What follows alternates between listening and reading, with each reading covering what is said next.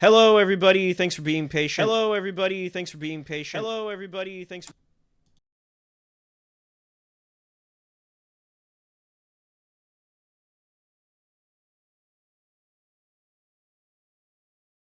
Hey, Wait, Ren, are this we is muted or are we Win. unmuted? Now we're unmuted. Sorry, I didn't have my stream muted.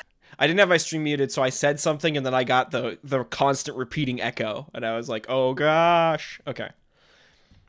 Classic professional Classic. streamer. You're so good at this. Oh, I'm amazing. We're at killing it. All right. Hey everyone, thanks for joining us for another session of the Hands of Death here. Good to see ya. Hope everybody having a wonderful day. Does anybody want to give me a recap of the stuff that happened last time? Do a little reminder. I can give it a go. Amazing. You've got this. Considering, okay. I get, oh, now I'm all nervous. Okay. Don't mess up. Okay. Florence and why? Whoa. Okay. Hold on. Florence, I'm looking so high up in the sky right now. For Florence those of and you, I, okay, go ahead. we're. Wendy I has have a new monitor set up. Yeah. I'm in a new place, and it's just a lot, and it's all crumbling down around me. Okay. We'll skip scene 1. Scene 2. What? Esther and I broke it up into scenes, and I'm regretting that already because this is not a summary. Okay. Esther and Franny work out an art deal. Mm-hmm. And Franny decides to give a safe passage into the Masvana woods where Joel is. And meanwhile, I receive a letter addressed to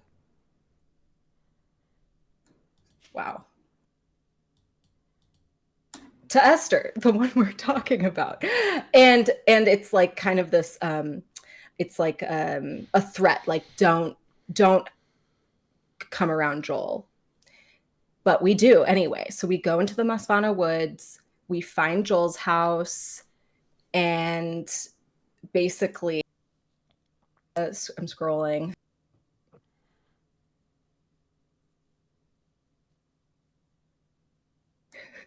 Okay. Wow. I regret everything. We get into like a little fight with Joel's ex. And then, wow. Esther tells Joel people are out to kill him and we need his relic to protect his life. And Joel's not having it. Eventually, I, Lily, reveal my true identity to Joel in an attempt to persuade him to join our cause. There, a battle ensues in sorts, and we eventually Joel decides that he's willing to consider if we're telling the truth or not. Basically, that Ophelia is insane and not worth fighting for, and he's on the wrong side. And he thinks I'm brainwashed. Nice. Yeah, that's pretty much it. Wow. It took a couple of times going around with Joel. Sorry. It was pretty scary incident where he was trying to subdue Lily and get the rest of you subdued so he could figure everything out. But then you all convinced him back in the same sitting room you started the session in. You all convinced him to chill out and maybe come back to Charis with you, to Chandler with you, and see what was actually going on. So that's where we'll pick up in Joel's sitting room. Arazi has been knocked out, by the way, in case anybody forgot about that. He's quietly asleep. I forget who knocked him out. Does anybody remember how he got knocked out? I think Esther did it. It was me. I punched him. Right. Of course. Okay. Excuse me. All right. And it wasn't jealousy. No, of course not. And can we just recap where we are with like relics? Like who has what right now? And what do we need still? Yeah. Esther has the magic poopery box, and we still need, and we also have no, let's see. Joel has Esther's relic, and what else do we got? We have the key somewhere. The skeleton rest? key. Oh I- yeah. As Whose far relic as is that? as far as I understand, that's back at Esther's shop because you used it to summon Catherine previously. Yep. Okay. There's the staff Well, that's the been broken up into pieces. spyglass is actually Enoch's relic, but yeah, the staff has been broken up into pieces. Yes.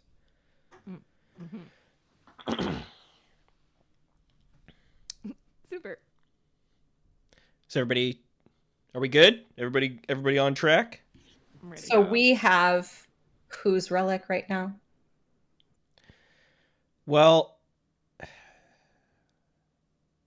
oh man, sorry guys. Because what did Florence get upstairs? I think that's the only one that's like a new relic. So like what is that a relic for, or who, or Oh, what? it's Joel's like who You found Relic. the bird feather, right? You found Esther's feather. Mm-hmm. Right. And also the potpourri box. Yeah, and also the potpourri box. Yeah, Mm-hmm. but you haven't found Joel's paintbrush relic yet. Correct. Okay. Okay. All right. Sorry, I'm just suddenly getting a lot of phlegm in my throat. All right. So you're all standing around in the sitting room of Joel's woodside cabin. Remember, it's in the middle of this, like, it's attached to this tall platform that rises up out of the middle of a canyon. And it has a wooden bridge going across from the central platform back across the canyon to the ravine on the other side. You're all standing in this sitting room. You can see, like, out through the wide window, like the sun coming up, going down on the horizon line of the canyon. High pine tree woods all around you. Birdhouses all around the wooden cabin itself. The chirping and chattering of birds can be heard amongst everything. Joel looks at you all after having agreed to go with you, glances over at Arazi, and says, "All right, then. I suppose I'll just get prepared and we can be off. Maybe we'll give Arazi a little bit of time to rest." And he, like, goes over to Arazi and grabs him by the shoulders under the arms and, like, pulls him up gently onto the couch to, like, give him a place to rest. Perfect. Sounds good. Let's leave in the morning. Wait, is Arazi gonna come with us or no? Arazi should absolutely come with us. Yeah, I think Joel will be pretty against leaving them. Oh, okay, behind. okay. Yeah. Disregard what I said in chat. What did you say in chat? Sick burn. I said sick burn, getting ditched. Oh, getting ditched. Yeah. Oh, does Arazi have any powers or skills that I forgot about that we should know? None Because that I know. Okay. none that they've displayed. No. Yeah. Okay. All right. So the only thing that I'll remind you about is that Urza and Henrietta are still like outside across the ravine. Like, you sent them out. Like, he left, but he might be waiting out there. I don't know if anybody wants to go check on that, or if you're going to spend the night here, that's cool. Just let me know if you're doing anything before I move on. Oh, I should absolutely go check on Urza. Okay. Yeah. I will follow vaguely behind. Me as well. Wait. Oh, what kind of? I forgot. Isn't Esther, like, severely injured? Oh yeah, I mean, how are you? Sometimes you get crossbowed in the back by your protege, who you've basically raised, and that's how it is sometimes. I took a punch for you, okay? It's not a Yeah. competition. We're almost even. You yeah, so you took stress, which should now be gone. So you don't have an injury per se, but yeah, that it hurt a lot. Call that an ouchie in Yeah. adventuring terms. Yeah. It's a big boo-boo. Hmm. Okay, so Florence, you start to head outside. So you tell Joel, hey, we'll leave in the morning. We want to rest, relax for a little bit after that bit of excitement. Florence, you start to head outside. One of the servants, leans over, opens the door for you, and you walk across the bridge. And you can see that Herza and Henrietta are still... I can't say H's whenever it comes to their names. Herza and Henrietta are still across the bridge, waiting by their carriage. Urza's, pacing back and forth, trying to figure out exactly what he wants to do. I wave at him as we're approaching, and I'm clearly super calm. So maybe that changes how he reacts. Yeah, he seems to relax a little bit when you emerge. So everybody's going with Florence, right? Yeah. Yeah. Okay. I feel like I'm in the doghouse maybe a little bit, so you guys aren't in the mood for me to be by myself. Oh, I like that. Play that. So Herza looks at all of you as you come across the bridge. So you're on the other side of the canyon now, and he says, "So, is it done? Did you do it?" Well, if by it you mean come to an agreement that ended peacefully after some misunderstandings, yes. He looks between all three of you. He says, "An agreement? What sort of agreement?" Something like the agreement we have with you. Don't worry, Mareth is still going to be... What was it, Professor? Murdered? Dramatically.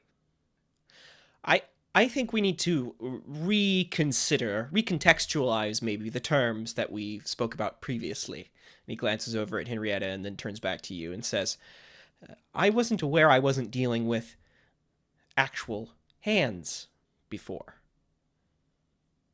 Well, You and me both, buddy. you're not now. So things changed, as we explained earlier. And it's we'll be taking Joel with us tomorrow to clear up some just rose-colored feelings he had before. Would that make sense? No, no, he looks very flustered and he says, "You're going to take a Verdanthi with you back to Chandler? He's going to travel with you." Yeah. That's going to cause quite a stir. It's going to be very obvious. People are going to want to know who's traveling with him, why, what is your connection? There's going to be a lot of questions being asked. We have our methods of keeping his visage hidden. Ah, he relaxes a little bit. So he's going in disguise. Okay. Yes. Not in his official capacity. I see. All right. Well, maybe that would be a good way to keep him safe from the actual hands, I suppose. Mm-hmm. He's putting a head up to his forehead, trying to... You could see the gears turning in his head, trying to figure out how he can make this work. And he says, in a way, this... So Mareth, you're still down for killing Mareth. Yes, of course. That sounds so wonderful. Listen, Urza, we're not expecting you to choose us over the other branch.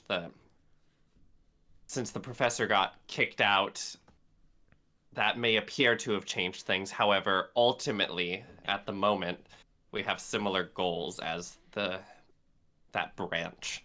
And so we don't need you to choose us versus them. Go ahead and backstab us if you need to later. I get it.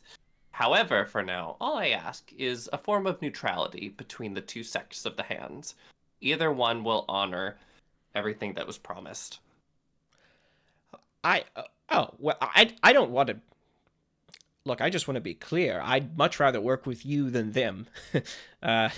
Because I'm guessing the three of you are a little bit more agreeable, considering you've just made a deal with the Verdanthi rather than outright murdering them. From what I hear, all the intel my group has gathered, actual hands of death would be you know, very adamant, almost religiously so, on making Yes. sure their lives are ended.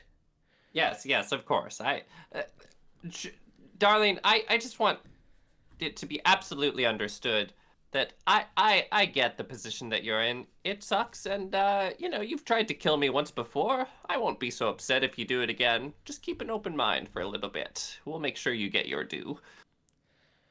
Esther, are you okay?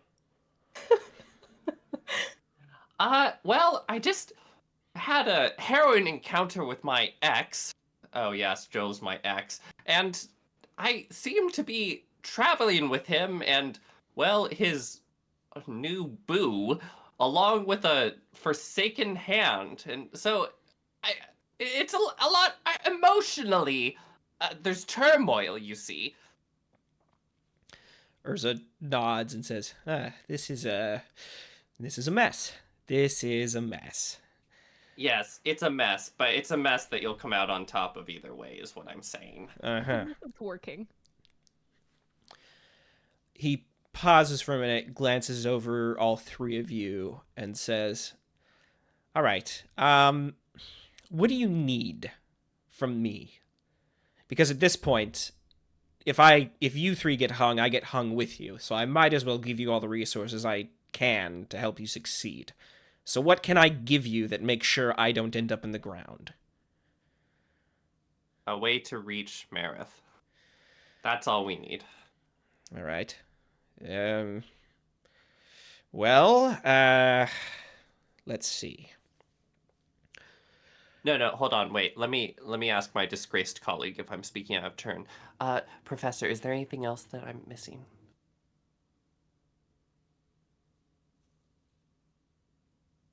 Sorry for breaking your Jody, that was so good. I'm like, wait a minute, am I not the disgraced colleague? Are you guys fighting? I thought you weren't fighting.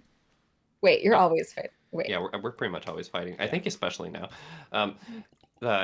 Okay, great. Yes. So, yes, that should be all. That's all we need. Okay. Can we get a little bit more specific? How? How do you want me to get you a...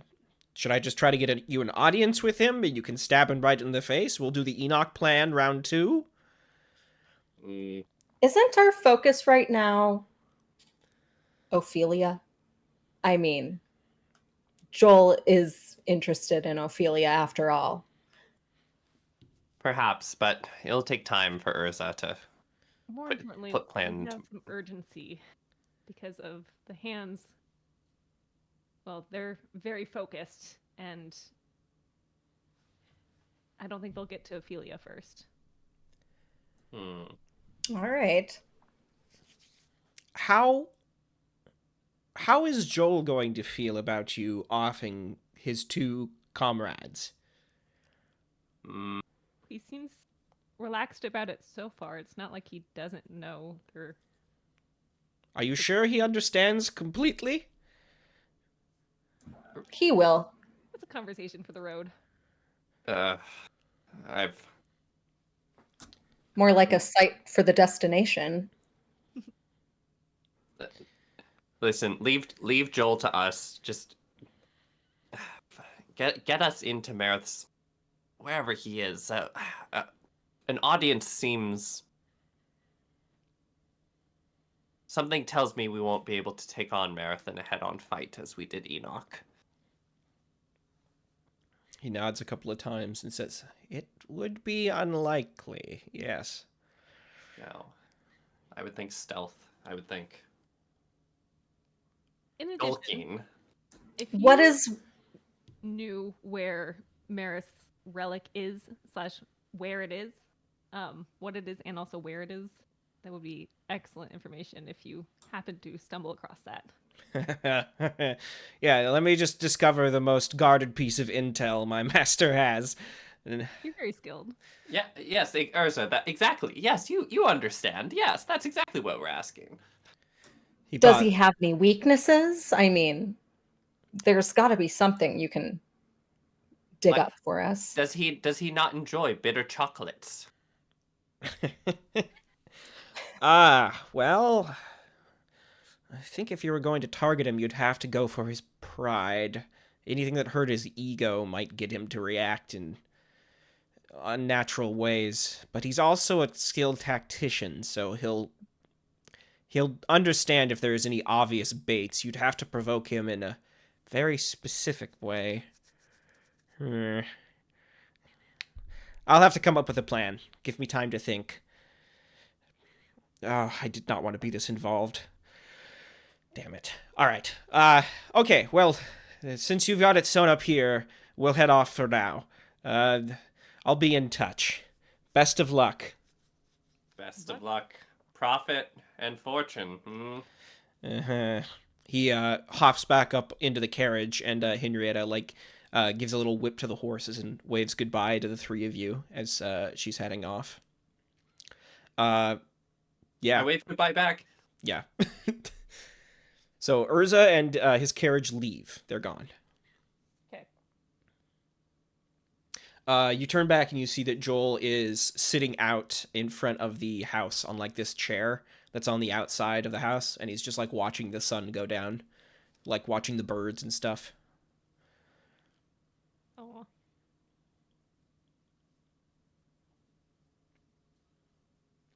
Are you gonna have a scene, Esther? I feel like this is an opportune moment. Just an opportune moment. In fact, I think Esther somewhat audibly goes, okay, and then walks over there. He turns to you. He gives a small smile. He's waiting for you to start the conversation.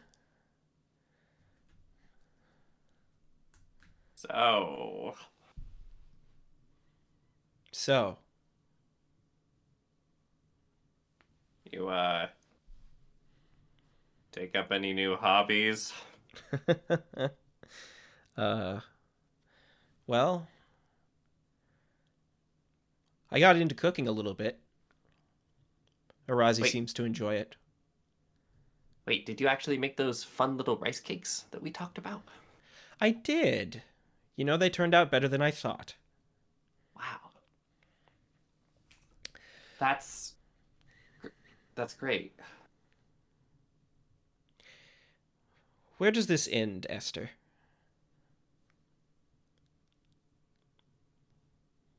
Where do you see the story going from here? Well, Joel, would it surprise you that my ideal ending is me getting everything I want? No, I would expect that. I think it's more I'm asking, what do you want?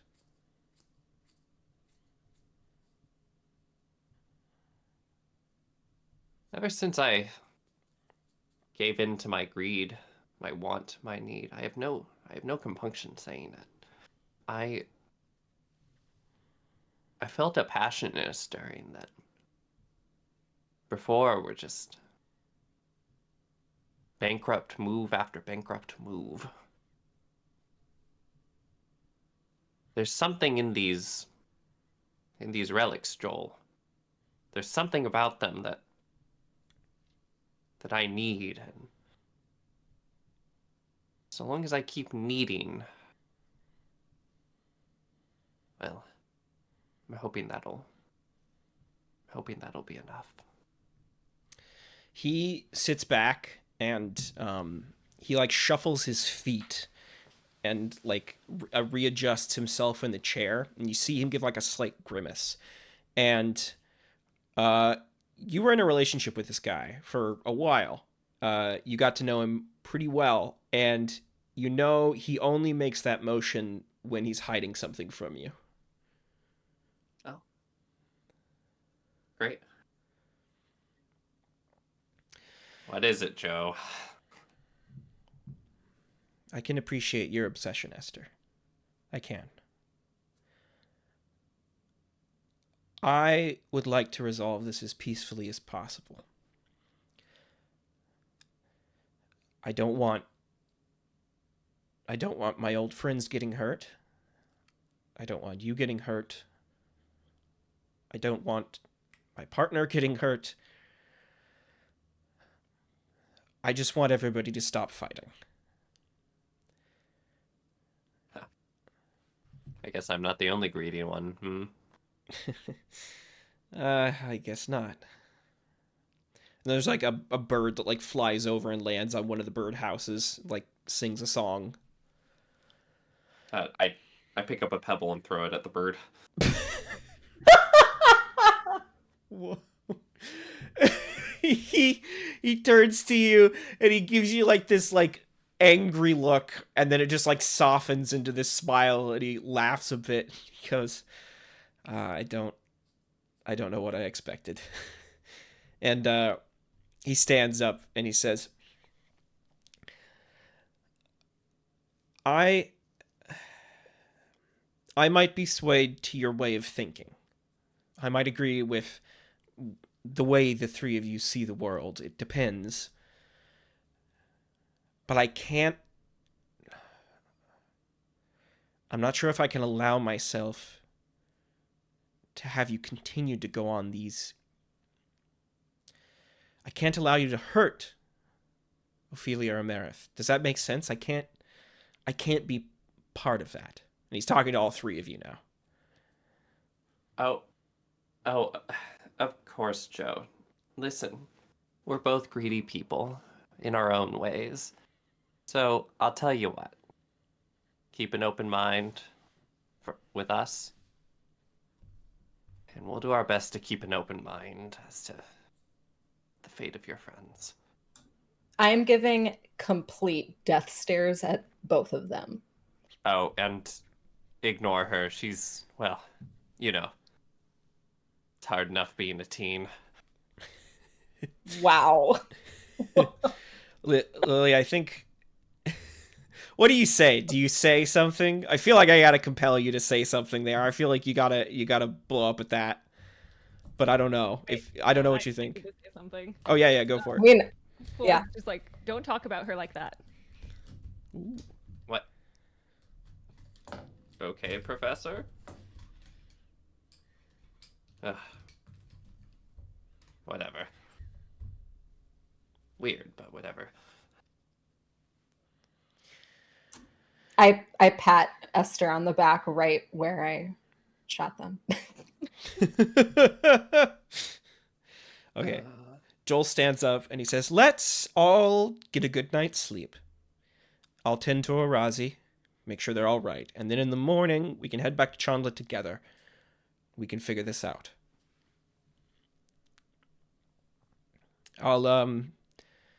Is it, he glances at the three of you and he says, 3 separate rooms, I suppose?" Sure. Absolutely. Okay. So he brings you inside, he snaps a finger, a couple of the servants come over. He has 5 in service now that are like moving about this massive house and like tending to it and stuff. It's like a skeleton crew, and they like show the 3 of you to your rooms. They get you like fresh towels and sheets, everything you would need. They ask like, "Do you want anything? Hot tea? Anything like that?" I don't know if anybody asks for anything, and they like get you to bed. Oh, down. so much food. Okay. Yeah. I'm like, yeah, I'm gonna stuff my face while I'm here. Why not? Yeah, they'll bring you food from the kitchens and stuff. Rice cakes. Like Give me some bird seed. tomates. Yeah. We got plenty of bird seed, sacks of bird seed, fresh bread and jam. Whatever you want to eat. So they bring you the meals. You can take them in your rooms. You can take them in the dining room, however you want. Joel heads up to his bedroom on the top floor. 2 of the servants carry Arazi up there as well. And do you folks do anything before you bed down for the night? Oh, I want to investigate our magic box. Our magic box of things that smell good. Poopery. Yeah, so that's probably part of that. Actually, I think it would make more sense if Joel like turned to you as like you're getting settled down. He like holds his hand out and is like, "Do you mind if I have the box back?" Whoa. Absolutely not. Lilith. Can I take Lilith aside for like a combo? Yeah, I think that's fine unless she refuses.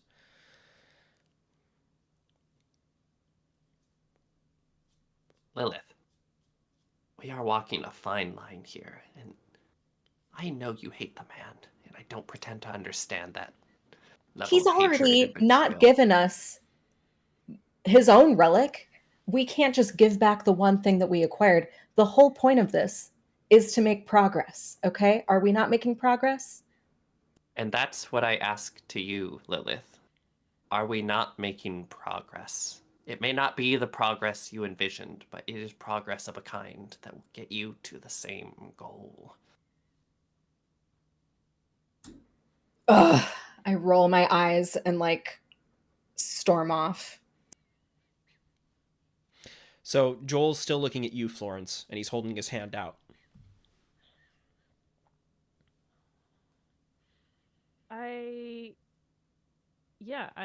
Oh, there's a rabbit in my yard. Sorry. I give I Wow. hand over the box and um and she's like, I would love to hear more about this and how you got it and what it does. So interesting, but why don't you keep it safe? But please bring it to Chandla with us. Oh, don't worry, I'd never go anywhere without it, he says, and he takes it from you, closes the lid, tucks it under his arm, and like nods to you and says, "Thank you for giving it back. That means a lot." And he walks upstairs for the night. Cool. So, with that dealt with, does anybody have anything else they want to do before you bed down for the night? I was thinking about maybe snooping a little as I kind of stormed into another room. Mm-hmm. Since I'm, low-key obsessed with Ophelia and they were such good friends, I'm curious if I can find any like remnants of their friendship or anything about her. Right. That's a good question.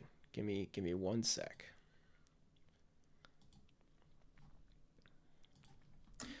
I've found like, I don't know, a bookshelf or a desk or something. I'm just like snooping around a little. Right. You find, so is there anything pertinent that you could discover?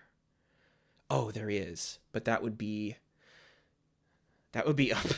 It might be kept somewhere else.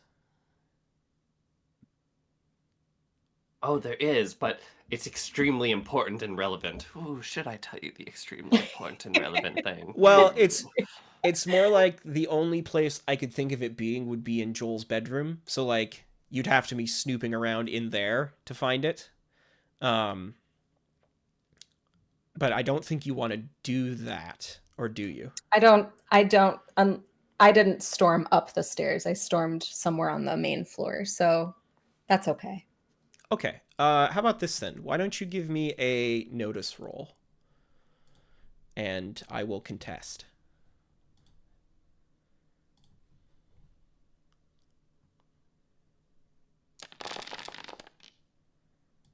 Oof. Oh. Do you want to spend any fate points? Yours just says question marks. I don't know what you rolled. Yeah, you're right. Would you like to spend any fate points? Oh wow.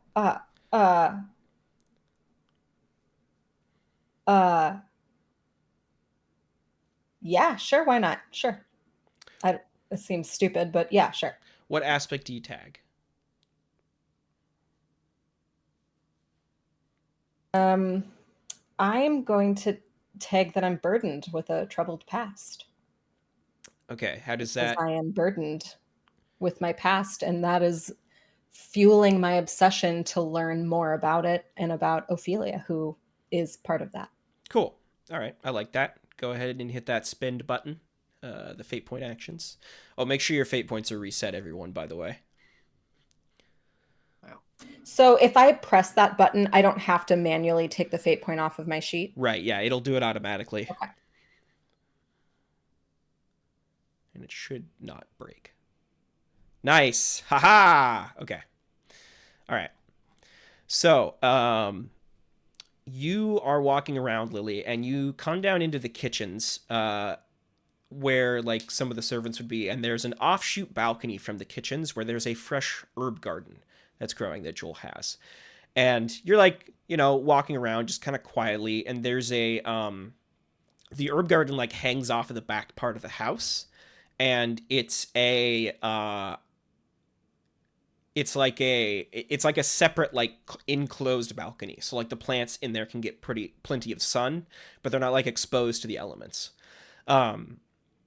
And you look through this window, you notice this window that there are a bunch of herbs in there that are very similar to ones you noticed growing up in Ophelia's care. Like there are a lot of like different herbs for different alchemical mixtures in there, like far more than you would ever need for cooking. And you're guessing Joel got these from Ophelia, but as you're looking in there and like noticing this, like kind of ducked behind a counter a little bit, you see one of the servants back there tending to the herb garden, and they reach down behind one of the potted plants and they take out these 2 vials of this like yellowish liquid, and they tuck it into their belt, like into their coat inside their belt.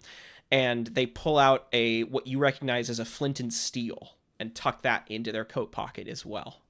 And then they turn around and they start heading back towards the door from the herb garden, leading out of the kitchens. So like they're coming your way. So I have to assume that they took everything. There's not more in that area. I mean, you don't know. You couldn't really see, but they did take like 2 vials of this like yellowish liquid and like a flint and steel out. Well, I'm definitely going to try and pickpocket them. So I just want to make sure you got this clear. You're like looking through a window. They're coming back through the door from the herb garden balcony, and they're going to be like in the same room as you. So they're going to see you. And then as they walk by you, you're going to be like, hi, hello. And then you're going to like try to pickpocket them. Yeah. All right. Sounds good. Okay. In that case, I need you to make a burglary roll, and I will roll against you.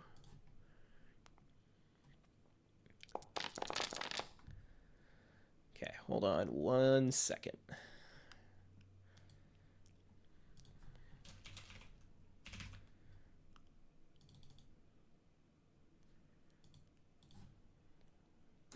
This is like my George Clooney moment. Like I am Ocean's 11. Dice pull. All right.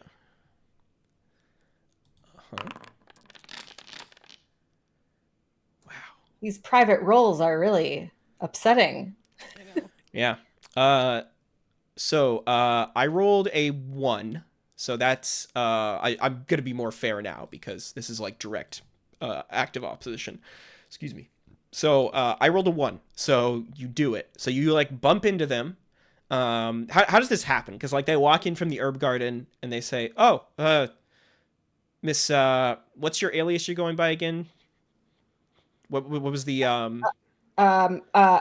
Oh God, it's I got it written down somewhere. Hold on. It's the What's academic my... student, right? It's like Janine Yeah. or something. Yeah, it's Gwen. Gwen, that's it. Gwen, Thank yeah. you. Yeah. So the servant. I want to do like there's no like corner I can like corner my way around to give them a good old startle. Like hug up against the wall and then turn the corner as they arrive so that we bump into each other. Yeah, you could do that. Yeah. You could like flatten yourself against the kitchen exit, and then as they're walking out, just like turn around and be like, ah. So yeah, you do that. They like jump back, as you like bump into them, startle them. They're like, oh, Miss Gwyn, I'm sorry, I didn't see you there. It's like this older guy with like this like graying hair. He's got on like a servant's robe. And it's like, I apologize, I apologize. And you like bump into him and like slip the vials and flint. How many could you grab with this? Did you succeed? You didn't succeed with style. So I'm going to say you can grab like one of the vials and the flint and steel. Like you swipe those out of the belt pouch as you bump into them. And then he says, I'm terribly sorry, Miss Gwyn. I didn't see you there. Have a pleasant evening. Did you need anything? Oh, no, I'm perfectly well fed. Thank you again for that feast. All right, you're welcome. Have a good night. And they walk off. He walks off. Now what, Lily? I'm gonna continue my way into the greenhouse of sorts, since that's the direction I was headed. Mm-hmm.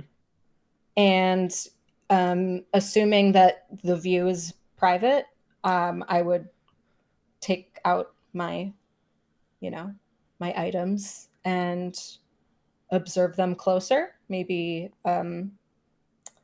like do a little drop test of the liquid, see if I can't notice any details about it. Sure. You could just go back to your private room and do that too, if you wanted to be like 100% sure you wouldn't be seen.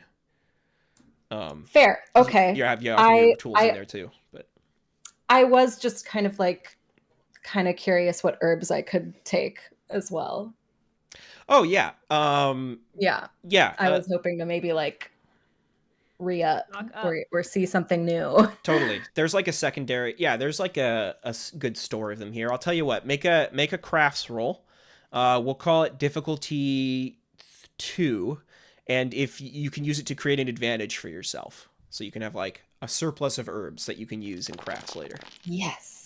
Yes. Holy crap! Oh All right. my god, I am the craftiest crafter. Oh my gosh. Okay. All right.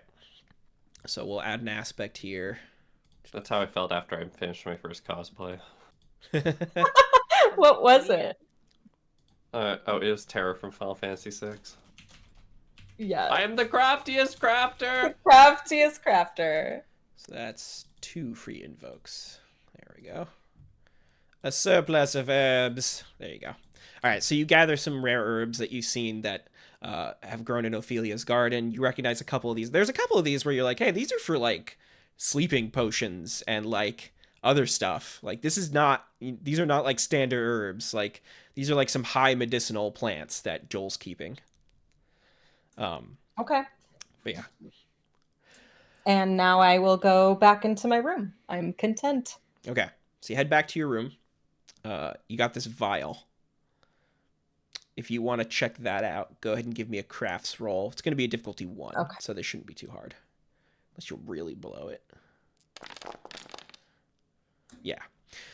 Yeah. All right. This is a highly volatile and flammable oil substance. It's pressed oil from like a type of seed that exists in Charis that burns very well if the oil is processed at a high pressure intensity. So you can like smear it on things, light it on fire, and it'll light up quickly, burn very hot, and not stop burning for a while. Oh.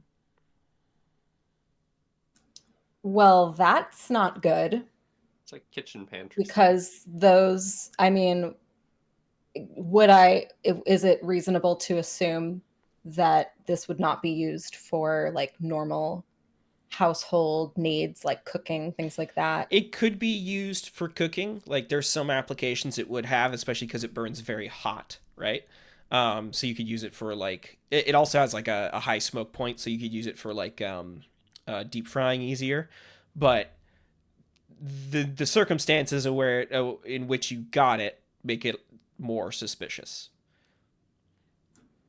Okay. Then I'm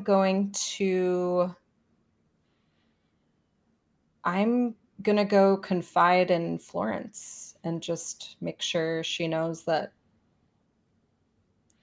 I think of this as quite suspicious that the servants are grabbing that. Yeah, I mean it's a little Is weird. that reasonable? Yeah, it's a little weird. Like why was it hidden behind the plants? Like why isn't it just in a big jug in the kitchen? You know, if that's what it's meant to be used for. Right. Yeah. Yeah. Florence is my guiding light. I mean, I'm gonna go tell her. Okay, go tell her. Yeah. As you Hey, like are you awake? Oh, yeah. okay. It's gonna be like as you're like leaving your room, I'm like on the other side of the door about to knock. Oh my God. Hi. Come in. What are you doing outside my room?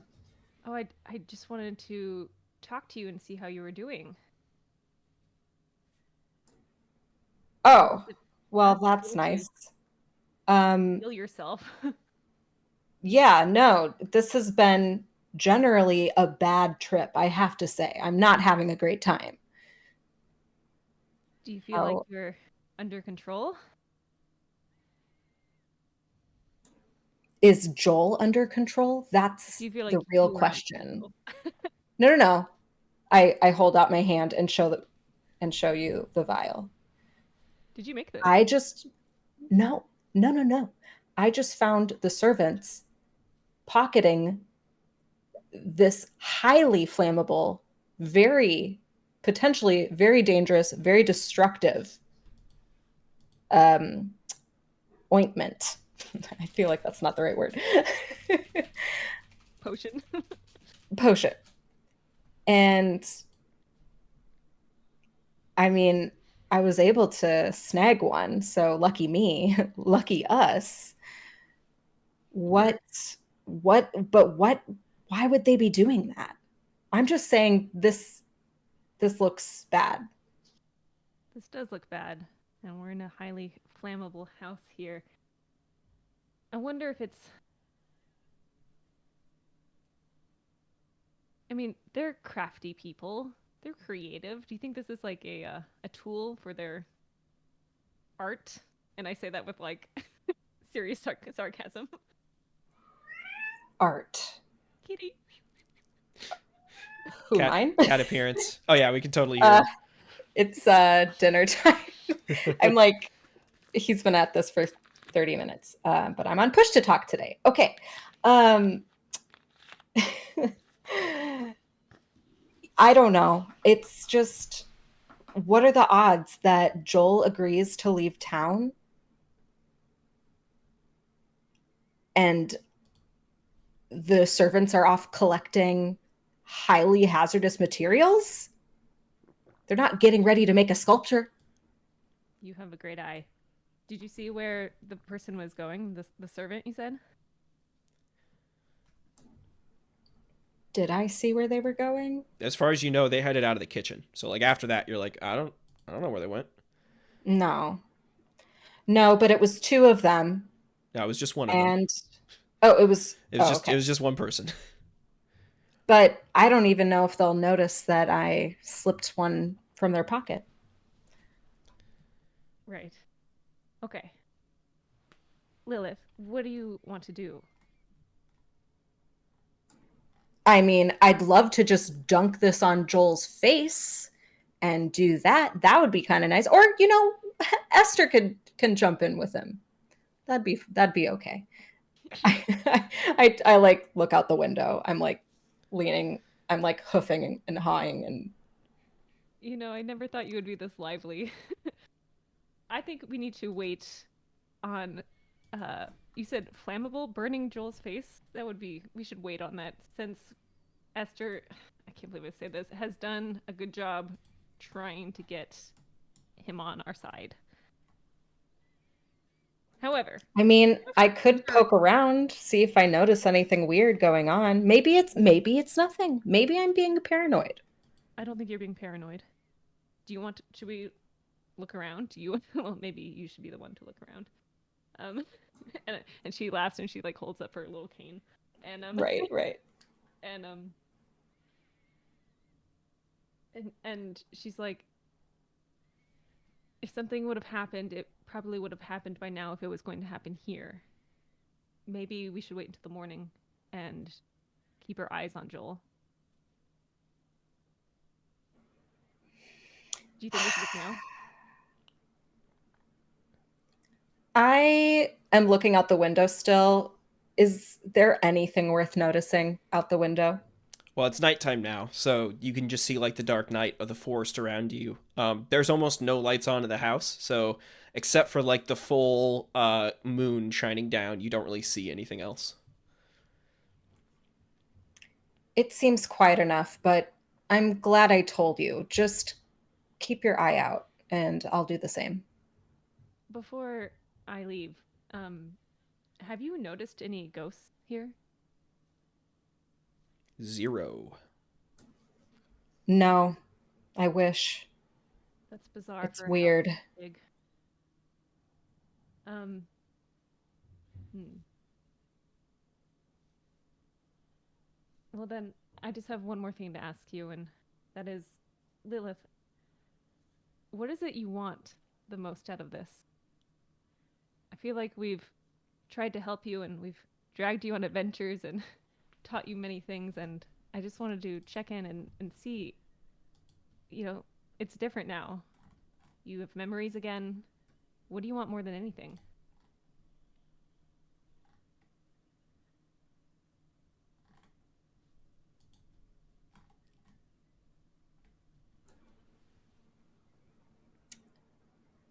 I guess I've been so distracted just being angry lately. Yeah. And I truly don't know what I want, but I suppose making sure that I can be a little at peace after all of this and that I can make sure to do what's right. I know we've discovered a lot of weird things about myself. There's still so many questions. I want to make sure I'm going to do whatever's right. Well, Lady Death, I will support you in every action that you take. And Thank you, Professor. Florence takes one of her hands and like kisses the knuckles. Oh. I'm I'm completely stunned. I'm speechless. I don't say anything. My eyes get kind of wide. Sleep well. And then she leaves. You you you you too. All right. Anybody else do anything else before you bed down for the night? Nope. Okay. All right. So people go to sleep. Everybody like closes their eyes, starts dreaming. I'd like everybody to give me notice rolls, please. It's going to be difficulty 2. Oh, hell yeah.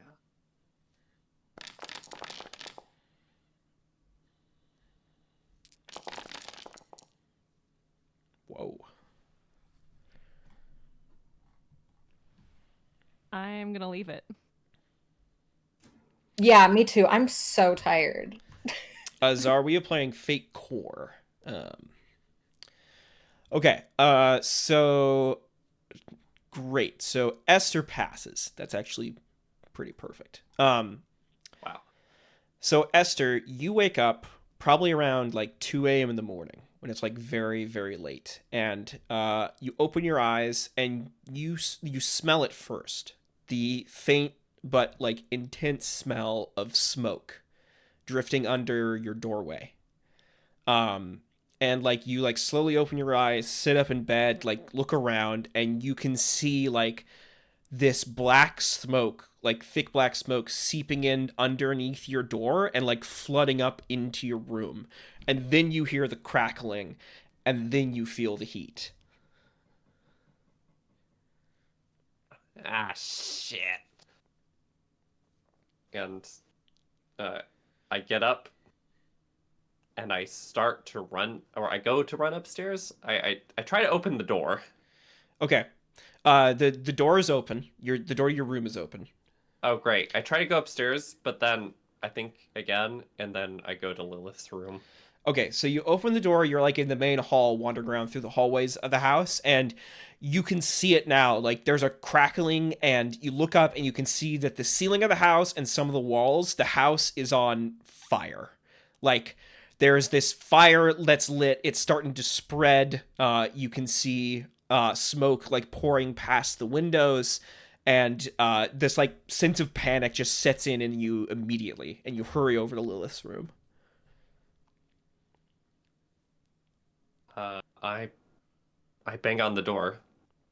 Okay, Lilith, you wake up, you notice the same thing Esther did, and you wake up and you like see the smoke and everything, and you hear banging on your door. Child! Lilith, I get knew the it. professor! I just knew it. I just knew it. I like push Esther aside and start going towards Florence's room. Keep a level head. Fuck. And Esther then starts running upstairs. Okay. So you're up. Um, who's doing what, gang? Tell me what's going on. I'm running towards Florence, and I do the same. I knock on Florence's door. Okay. Cool. Do you answer, Florence? Yeah. What the heck? She's coughing. She grabs her things. She opens. We gotta get out of here. We gotta get out of here. You were right. I assume Esther's grabbing Joel as we speak, but we should go. And I like pull Florence's arm and we run out of the building. You go to run out of the building. You get to the front door, and the front door is locked. It's been barricaded and locked somehow. You like grab on the handles of the door, and you like pull and give a yank to them, and you feel like somebody's wrapped a chain around the handles on the other side, and you like can't get the door open. Windows. We look around, we try to find a window. Okay, Esther, what are you doing? I think I know where Joel's room is. Yeah, you do. It's at the very top. I run up there. Okay, you charge up the stairs. So the fire has spread from the bottom up to the like the top of the house, and it's like going up. So you can see like the lower parts now. If you look out the windows, you can see like fire curling around the edges, burning the platform that the house is actually on. And you hear like the birds chirping as they're like flying off in surprise from the smoke and the heat. And you get up to the top of the room and you like bang on Joel's door. There's no response from inside. Damn it. Well. And I think Esther's going to. What do I see around me? You see the stairs that led up here, the door leading into Joel's room. There's like wooden beams above you that support the house that are currently starting to crackle. Like, that's what you see. Great. Well, in that case, I'm just gonna try to kick the door down. Okay. Sure thing. It is locked. Like as you're like trying to like work with it. Yeah. I feel like kicking just makes so much more sense. Okay. Give me a physique roll. We'll make it difficulty 2. Yeah. Don't worry. I'm super good at this. Hey, you made it. So what? Nice. What is this? What does this look like, Esther? Joel! Betrayal! Oh, fuck. I hope it wasn't you who betrayed me. Fuck! And then Esther gives it one final kick. Okay. You give it one final kick. It hits the thing. Your foot hits the lock on the door. You hear like something snap, and you see the door like come unhinged a bit from its hinges as you like kick it, and the door like swings off a bit, and you can like shove it the rest of the way with your shoulder, and you shove your way into the room. You can see Joel and Arazi like passed out at the top of the stairs. They're like, or at the top of the house on a bed. Like they've passed out from the smoke rising into the room, and they're like just lying there on the bed. I look from one to the other. Oh, Joel, why did you have to start dating such a huge hunking hulk of man meat? And I run over and I like yank Joel up and I slap Arazi. Okay. You do like you're like yanking them up and slapping them, but like they're not waking up. Like smoke inhalation is bad news. Like they've passed out completely.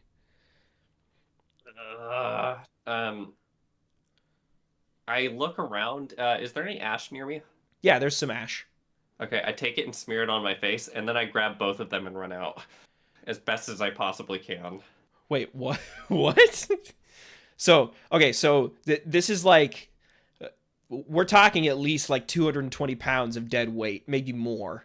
That's it. Lifting both of them is going to be impossible. Correct. So what are we? Are you? Who are you? What are you doing? I think Esther's just gonna continue trying to get both of them out. Okay. How? They're just gonna like pull one, pull the other, pull one, pull the other. Okay. Okay. All right. You start doing that, like you're pulling them off the bed, you're like doing that, and you're like, this is not gonna work. This is gonna be way too slow. Like you'll never get out of here in time for the house going up. All right, I look around. Is there a window? Yeah, there's a wide window here. How far to like where does the window drop? Like what's below the window, outside the window? The platform of the house, which is currently lighting on fire. Is there fire like actively on the spot below the window? It's spreading pretty quick. Yeah.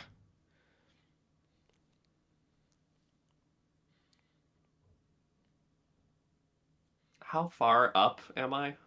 Let's see, the house itself, you're probably up about 15 feet, this high up. Great. I throw both of them out the window.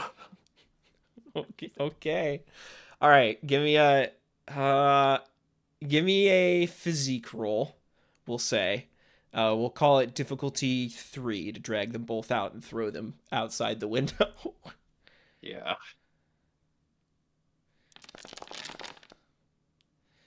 Oof. Yeah. Oh. It's all right. It's all right. Fate is on my side. Well, let's see here. Rerolling never works, so I mean, it might work in this case. You rolled 2 minuses. I'm going to first use a striking vanity in the sense that I specifically smeared the ash on my face with the idea that I want them to see how fucking heroic I look. Okay, sure. Wow. And then I think perhaps Esther goes to throw Joel out the window first, but then looks at the window, thinks about the glass, thinks about the fire down there, and goes to throw Arazi out first. Which is to say, people are mine to use. Oh my gosh. All right. Yeah, I like that. Yeah. Okay. 2 tags, 2 fate points spent. So yeah, you hurl Arazi out, right? Like so the window does open, right? So you like open the bottom hatch and you like slide them out, and they. No. Hold on. No, Esther does not think about that. Oh, you're just gonna throw Arazi through the pane of glass? Correct. Like, okay, so I just want to be clear. Esther is inhaling smoke and flipping the fuck out.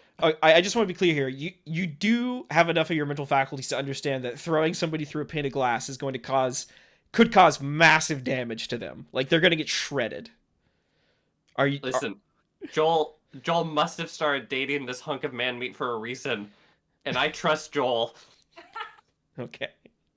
Did I say that last time? I must have said that last time in my like ramblings. And that's why you keep bringing it up. All right. No, I just remember him seeming in some way shredded and like just a hunky guy. Okay. All right. So yeah. Like if David Bowie went to the gym. Totally. So you just like pick them up and just like huck them through the window. There's this crash of glass as Arazi's body tumbles through the air in an almost like ballerina dancing like fashion, like flames alighting their fall, and they hit the ground, bleeding with like several shards of glass in them, hit the ground, and you hear this like sudden yell of pain as they wake up. They're just like, ah, as they yell out in exasperation from the heat and the pain and all of that stuff. It's not pretty. I yell down, "Catch your beloved!" Okay, and then you throw Joel out. Oh my gosh, this is absurd. All right, hold on a sec. Oh man, catch your beloved. All right, well, we're gonna have to do no roll here for Razi. Here we go. Oh, no. Okay. Hold on. Okay, they're gonna tag their aspect. Joel is my whole world for a reroll on that. Also, have self-respect. Let's see here. Dodge the baby. There we go. Done. All right. Oh Touch my him for God. you, not for him, So but also for him, and kind of for me. you throw Joel out, and Arazi like stands up through the pain, and they're just like, oh, and then like Joel falls. They catch them, just poof, holds them there, and he's like, oh, damn it. What the hell's going on? And they like look around and they see like the fire and everything, and they're like, oh no, oh no. Let's cut back to Esther and Lily. What are you two doing? Florence and Trying to get out a window. Oh, sorry, Florence and Lily. Yeah. Yeah, looking for windows, trying to open them or break them. Okay. There's so many books and like crystals lying around and like bird cages. Like, I'd like to think I could just chuck something through a window. Window latches. Yeah, I think that's easily. I think that's easy enough. You can. I think Florence like opens a window latch, and Lily just like picks up a potted plant and hurls it through a window. And Yes, you both correct. have an easy exit from the house. So like you're out on the wooden walkway now that's like on fire, right? And you can see the bridge leading back from the house to the other side of the canyon that is on fire, and the bridge has also been cut. Yeah. Can I climb a tree to get a vantage point, see what our options are? Sure. I mean, well, you can. I mean, you can climb up on top of the house, Flammable but thing. yeah, But the house is on fire. yep, that's right. I just haven't climbed a tree since, Okay. so long ago. A house that's on fire is just sort of like a difficult tree, if you think about it. Okay, so the walkway is lit, as they say, and we have basically no way off of this platform all the way around. From what you can see, because there's only one bridge, right, leading from like the central tree in the canyon to the other side of the ravine. So like, there's only one bridge that's been cut, and like What is the distance? it's hanging on either like side. how far was It's how far is it between, like, if I was to say cut a tree, would that land on the other side? it's 20 feet, but you're like in the middle of a canyon, right? There aren't any other trees around you. There's just like this one bigger tree that grew up out of the canyon that they built the house off of. Oh, okay.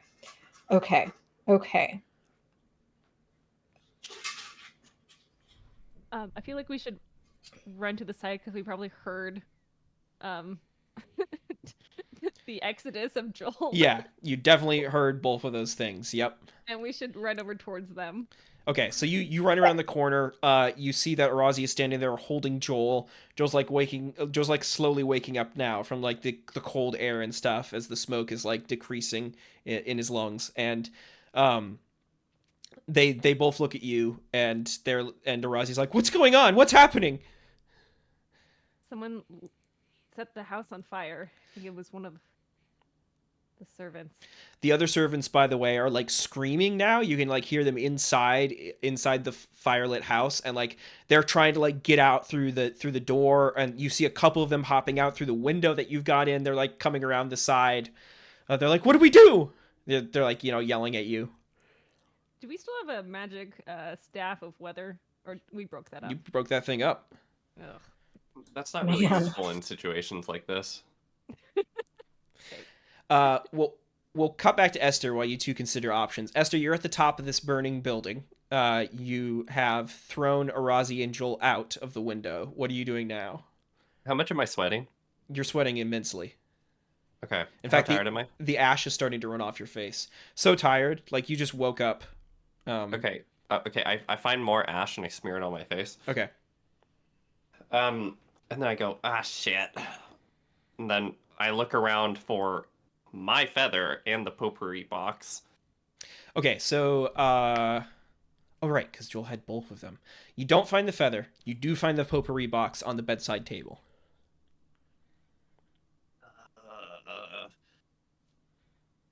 Okay. And I grab it. Okay. And is there is there anything like immediately crucial that someone might see? Like, let's imagine that like you're panting, sweating, you just smeared ash on your face for the second time so you could look heroic. If that such a person were to look around and try to find anything so important that it's worth stopping for, like, is there anything that's obviously so important? Well, let's see. I think you should give me a notice roll at difficulty 2, and we'll see if you can find it. Sounds good.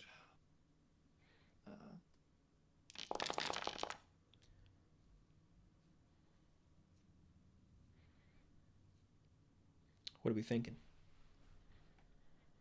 Um,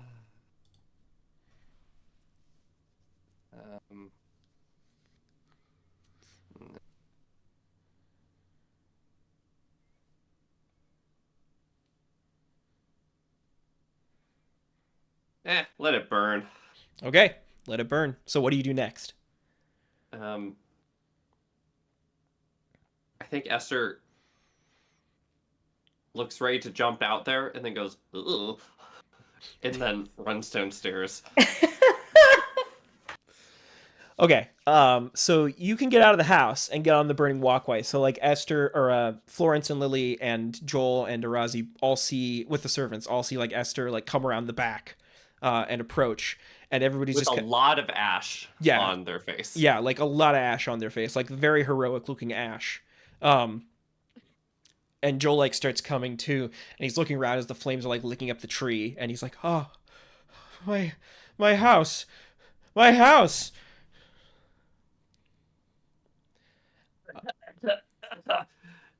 You're welcome. Arazi turns to you, Esther, and says, "Did you throw me out a window?" Did you You're throw them out a welcome. window? There's like blood running down their face where like the glass cut them. You don't need to thank me. I'm just your big fucking hero. We have to get off of here. We're going to die. Some of the servants start talking to each other. Right. I have an idea. Okay. I crossbow to the other side of the ravine Like- with and get a rope stuck in the side. Like Do you have a rope? Who doesn't have a rope? What team doesn't have a rope? Someone's got to have a rope. Joel's house will have a rope if Lily doesn't have a rope with her. So yes, I think that makes sense. You know, so can I just like for a moment say there are times where I'm the game master where I hear something so fucking cool out of my players' mouths and I go, I don't know how, but I'm gonna make this work. Are you saying my rope idea is fucking cool? Yeah, I think it's pretty cool. I think it's kind of cool. Yeah. We'll see. I've watched a lot of Bear Grylls. And yeah, there are a couple episodes of Xena that do this. So on that note, I do have to take this phone call. It is about my laundry machine. Okay. I think then in that case, right at this height of this moment, we'll all take a 10-minute break and we'll come back and see what happens afterwards. See you in a bit. See you in a bit.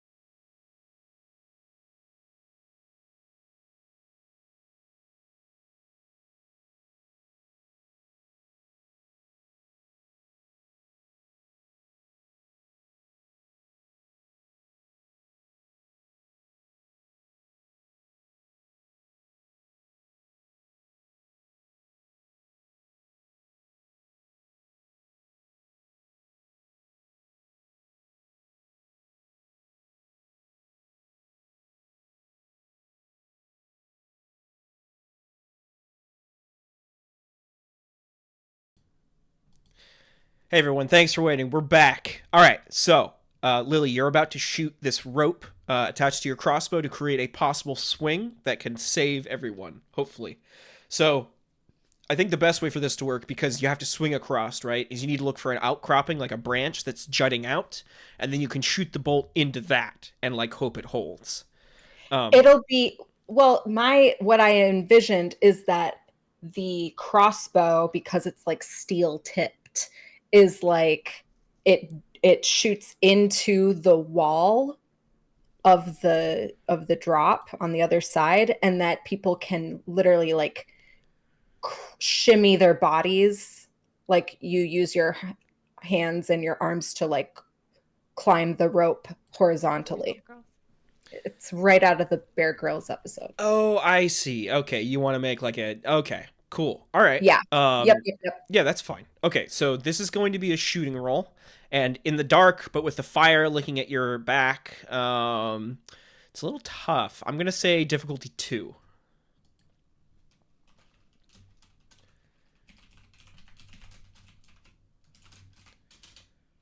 All right, let's rock and roll.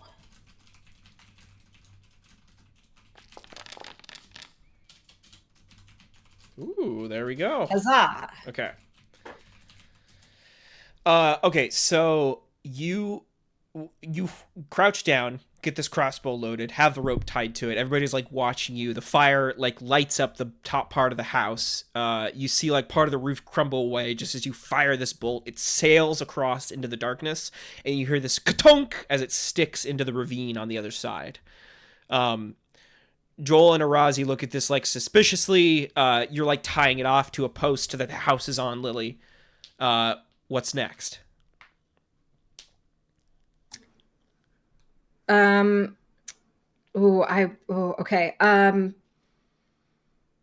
I beckon the servants.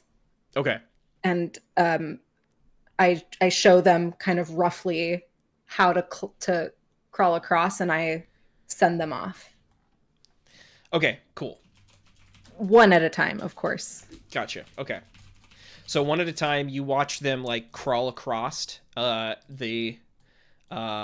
rope and like get to the other side. They're like, "Thank you, thank you," and they're like going hand over hand, working their way across, like looking down into the ravine, like sweating, totally nervous. But they all you watch as they one by one make it across to the other side, like look around into the darkness of the woods and like start to like head off into the woods a bit. They're trying to figure out the way back to the town nearby the mansion.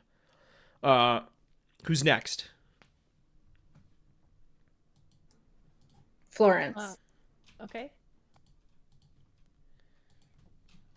I shimmy my way over. Do I have to do a roll for this? Yeah. We're gonna have you give me a athletics roll, please. Difficulty of 1. Whee!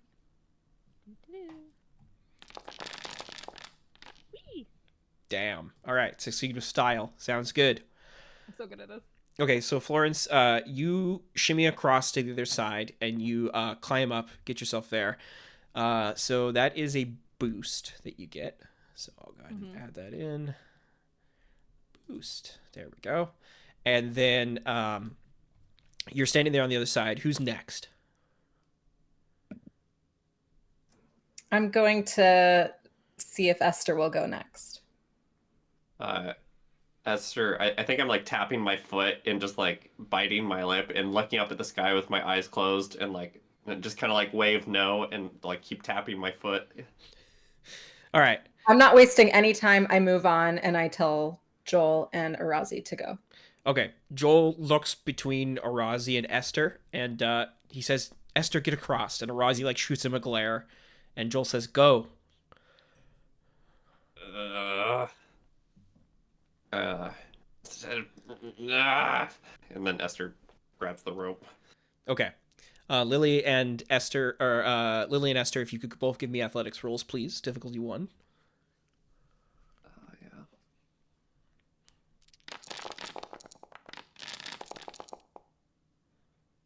Oh. That tracks. That tracks. Correct, yeah. What are we doing here, Esther? I think that fits. Okay. All right. So you get part of the way across, and then you look down, and in the glare of the fire and like the light and everything, catching, you like look down into the ravine. Your vision starts to swim, and you like freeze. You're stuck in the middle of this rope. Stuck between a burning, flaming house and walkway and a solid stone ravine on the other side. Joel, your old ex-lover on one side, and your new friends on the other, and you're frozen in time. You can't move. Wait, didn't Joel make it to the other side? No, Joel didn't go yet. He was waiting Okay. for Esther to go first. I'm gonna add a situation aspect here. You're too scared to move. What is below me? Remind me one more time. It is a 20-foot drop into a solid rock ravine that has disparate boulders and stuff like that. Probably a dry stream bed at one point in time. So, Florence, you're looking out and you see that like Esther's like caught in between, and like they can't move. They're freaked out. Great. Can I Uh, help them? Yeah. What do people want to do? Lily, you made it across. I want to yell to Joel to do his feeling magic. Oh, yeah. All right. Sure. I mean, it makes sense, right? Yeah, you're yelling that across the ravine. Okay. Joel, help Esther. You can do it. Esther, are you okay? So Joel like looks at you, Lily, like gets this shocked look on his face, like he's like, "Of course, why didn't I think of that?" And then looks at Esther and yells out to you, Esther, hanging across the ravine. He's like, "Esther, are you? I'm going to do it. Is that all right?" The house like burns more behind him. Okay. He pauses for a minute, concentrates.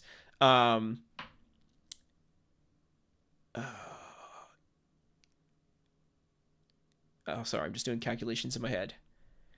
It's fine. It's fine for now. Okay.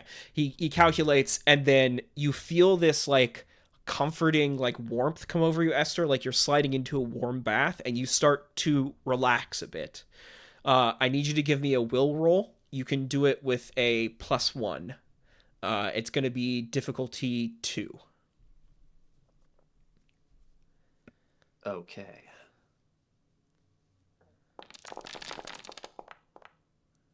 Got it.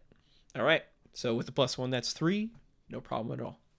So you feel this like comforting sensation come over you, like you're sliding into a warm bath. You're suddenly reminded of like all the times that you and Joel had hung out in the past, the good times before things started to go bad, the art galleries you attended together, staying up late in the workshop to work on your individual projects, teasing one another, like messing with each other's sculptures, that sort of thing. And you blink your eyes a couple of times, taking a sharp breath, and then shimmy your way across the ravine.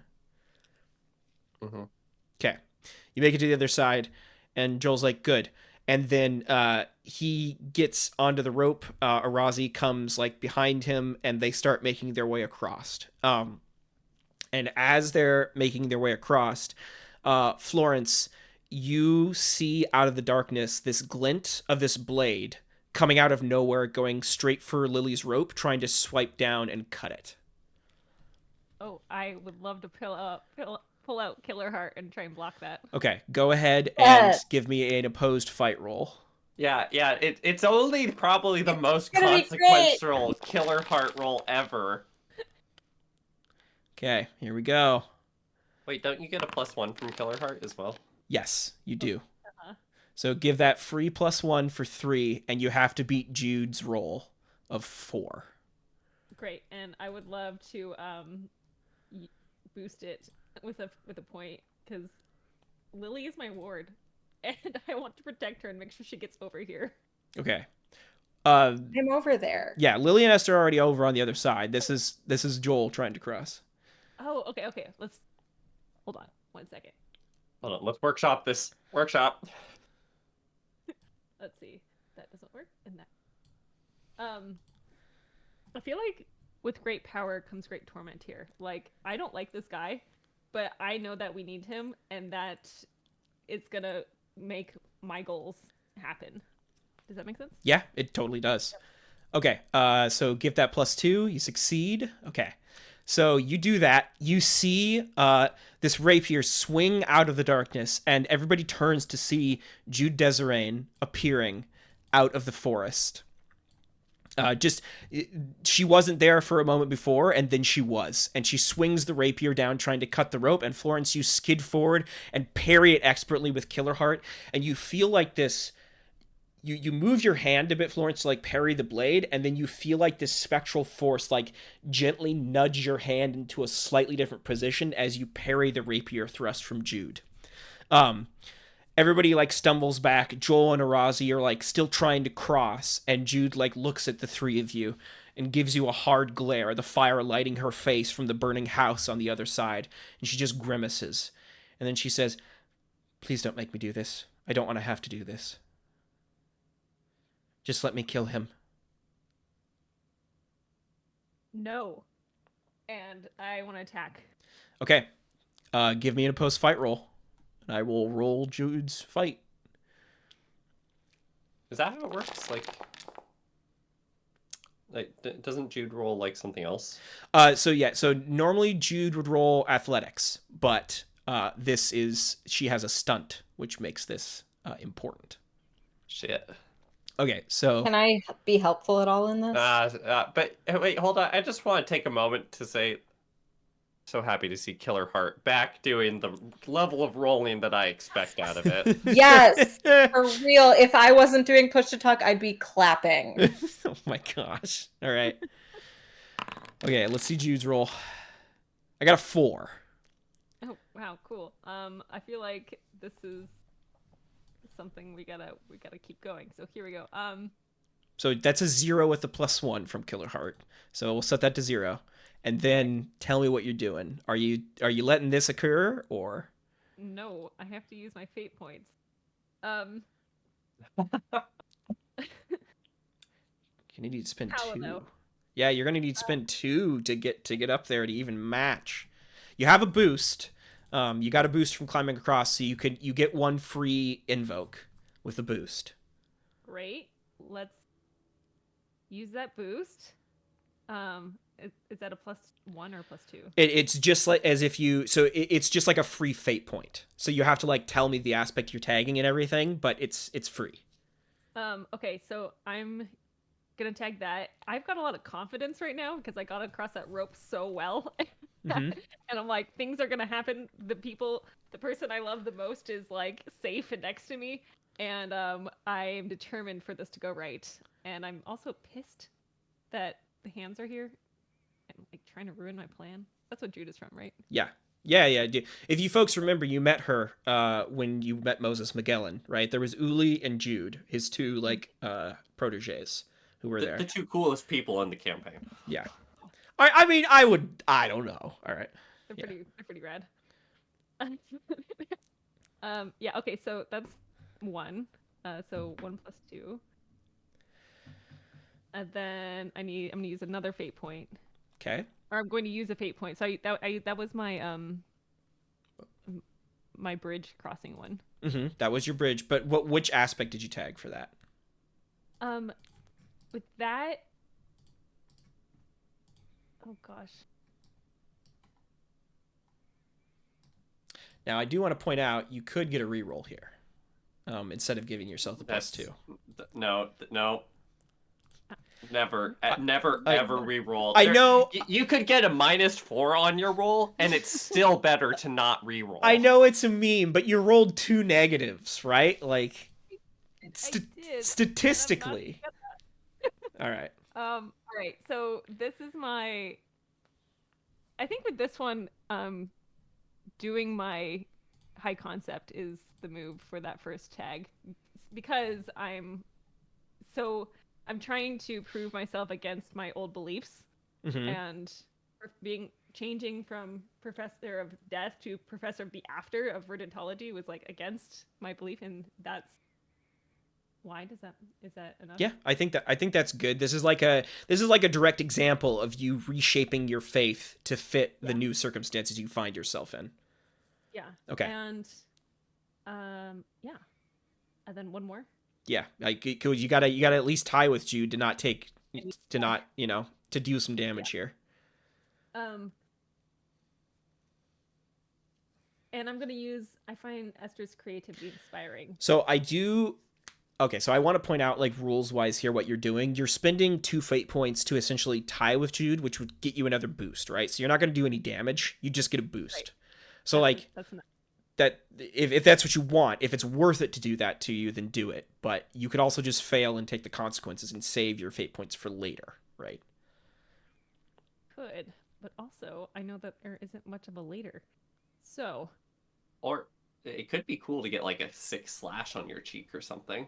Oh, that would be sweet. I like that. Okay, let's leave it at a 2, and yeah. Okay, in that case, don't leave it at 0. Take your boost back, right? So you don't waste points trying to get somewhere you're not going to get anything for. And then we'll say it's 0.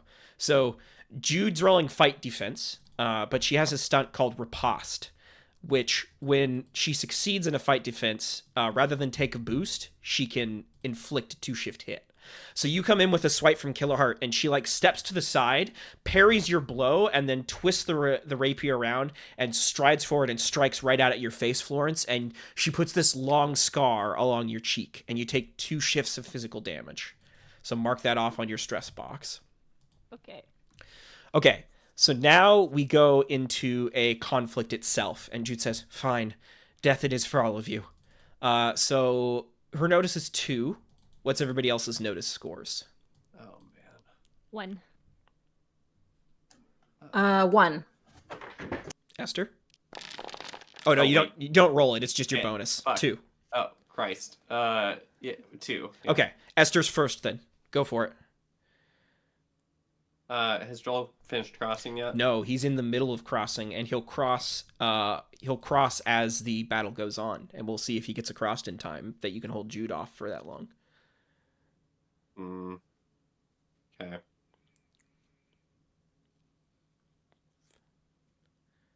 I mean, I don't think I'm going to attack Jude or anything. I think I'm just going to physically put myself in front of the rope.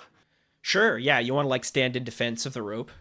Yeah. Okay, yeah, you can supply like active opposition to it if you want to do that. You can take your whole turn to do that. In fact, so this is a bit different. There's an action you can take in conflicts that's called a, let's see, full defense. Oh, that sounds useful. Yeah, it's meant to protect yourself, but I'm going to say you can use it for the rope here. You can forgo your action for the exchange to concentrate on defense. You don't get to do anything proactive, but you do get to roll all defend actions for the exchange at a +2 bonus. So it sounds like that's exactly what you want, right? Wow, hell yeah. Okay, cool. So Esther like stands in defense of the rope, and then Jude goes again. So you see her eyes flick between the three of you, trying to decide who's the largest threat, and she lunges right for Lily. So Lily, I need you to give me an athletics roll to defend here.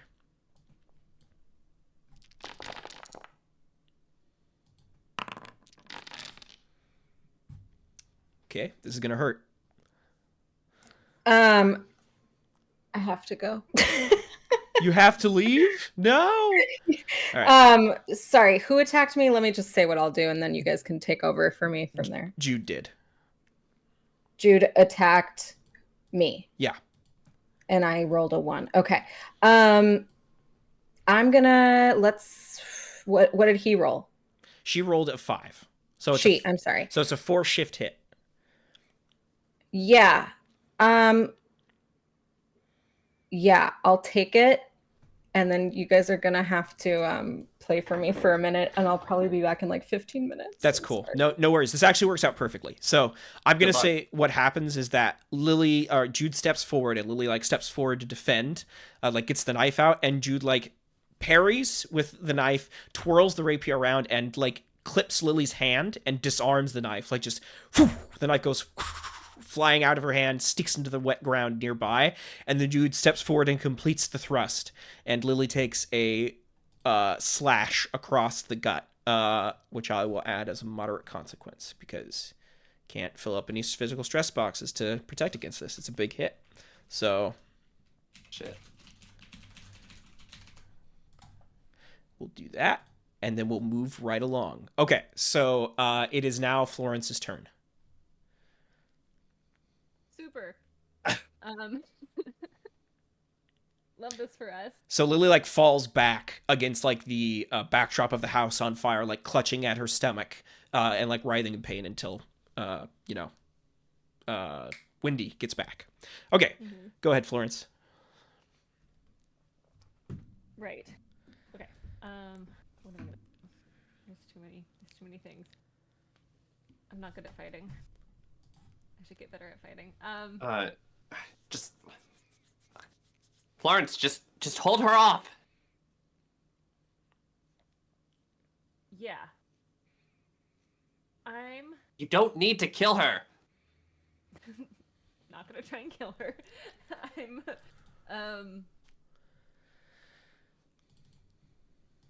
I think I want to try and...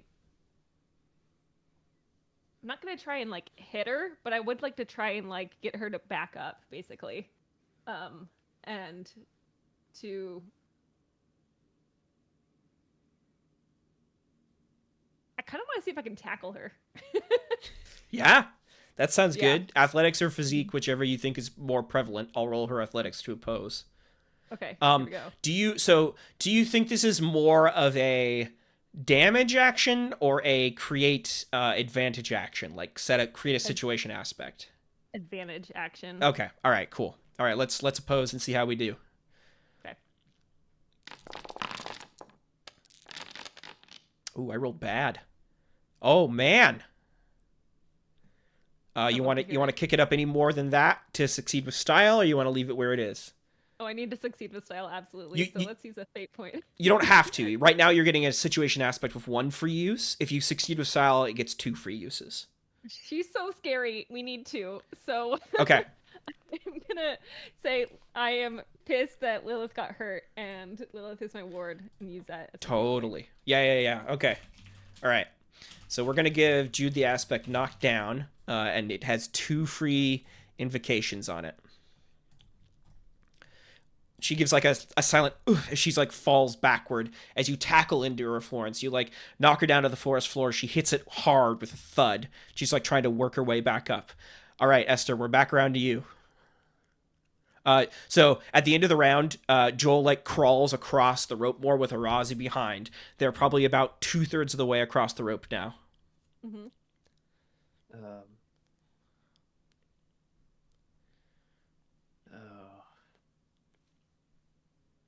I think I'm gonna just do exactly what I was doing a second ago. Okay, stand in defense. Yeah. Sounds good. Lily's out, so we'll go back to Jude. So Jude's like knocked down, like is like trying to get up. You're the only one near her, Florence, so she's gonna, let's see. She's going to use an overcome action, actually, to try to overcome this knockdown status, right? So she's gonna try to erase these effects that you just put on her. So where did she go? Oh, I can just double click the token. No, I can't. What is going on? Hold on. Hold, please. There we go. Okay. So, I'm going to roll. She's going to try to get up from where she is. So I'm going to roll athletics. And you can either actively oppose her.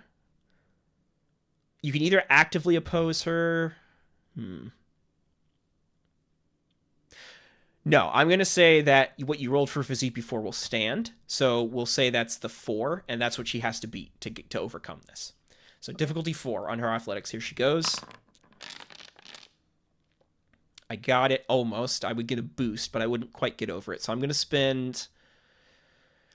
Oh, she doesn't have any aspects that apply to this. So she gets a boost, but like she tries to get up, and you just step forward. How do you keep her down when she like tries to get up?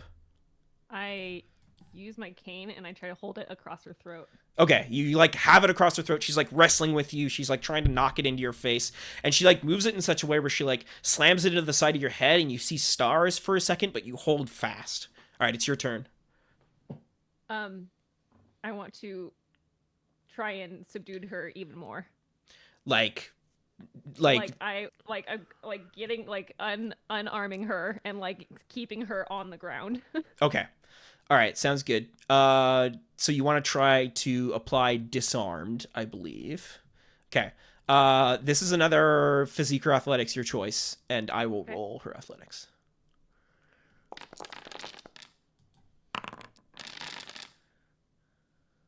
Ooh, I won. Oh wow, nice job.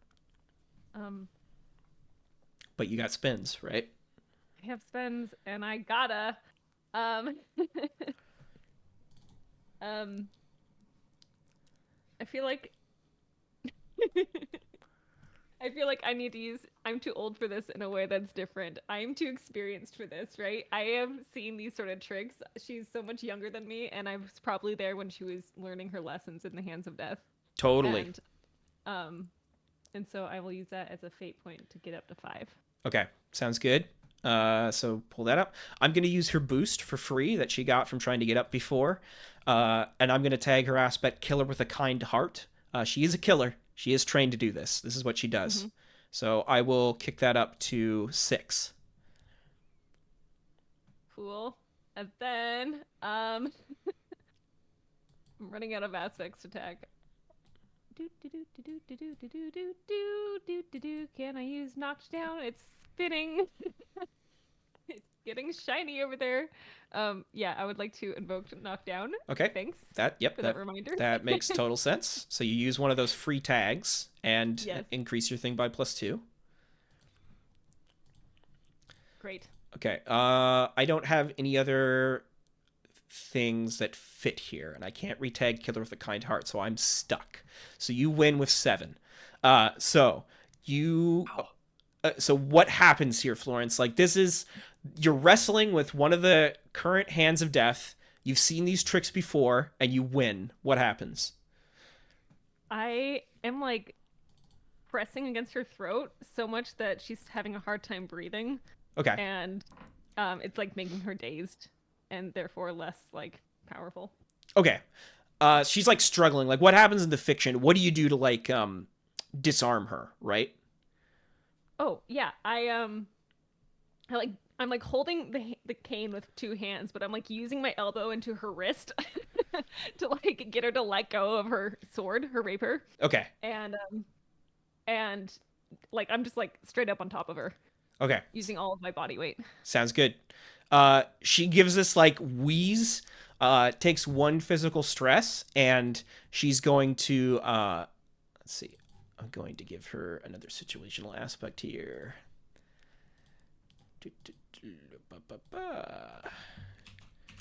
Disarmed. There we go. Don't get any invokes, but I will put that on her. So you like squeeze the wrist with your elbow and your full body weight on top of her. She goes, "Ugh," and you see her let go of the rapier in her hand. It like rolls off into the grass. And she's like struggling, trying to get up as you're like keeping her from breathing.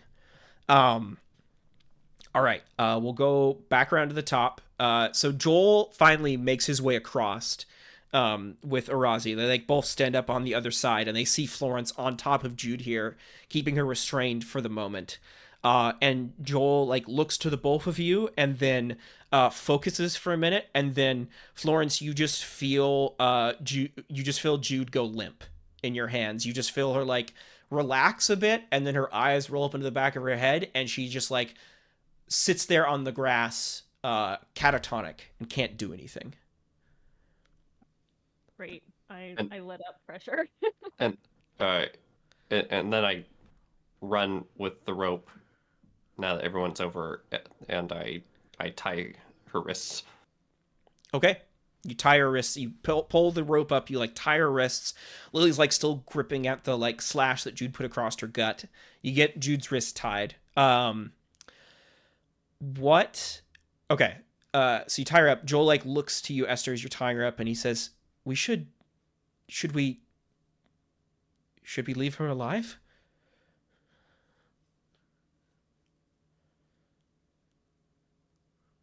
Yes. Oh, it's gonna bite us in the ass later. I just know it is, but He like looks back at the house, and it's like on fire like the birds have long since flown away from their houses. You see the bridge like crumble. There's like one final groaning noise as the main beam finally gives way and it cracks inward. And Joel like looks back at Jude and he says, I can't allow her to get away with this.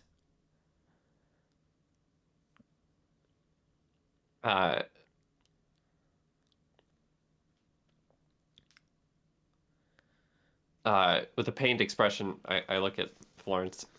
Professor, I'm right, aren't I? Joel pulls a knife out of his belt that he had tucked beneath his cloak, and he starts to walk forward towards Jude.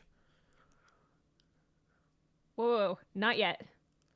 Don't you want to know why she's here? Don't you want to know any of her secrets? What other secrets could she tell us? She's a hand. They're after my head. You explained it very well. He looks back at her. Then I don't think there's anything else she can teach us. In which case, she should pay for what she did. She will pay in a minute. You're hot-headed. Your house just burned down, and I get it. But we need to wait because she might know something new that we haven't learned since the hands broke. Interesting, Florence. That sounds like it's going to be rapport to me. I love it. Let's go. I need to roll Joel's. Wow. Okay.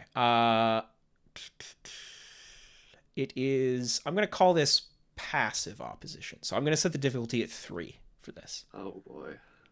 Sweet. He's pretty pissed.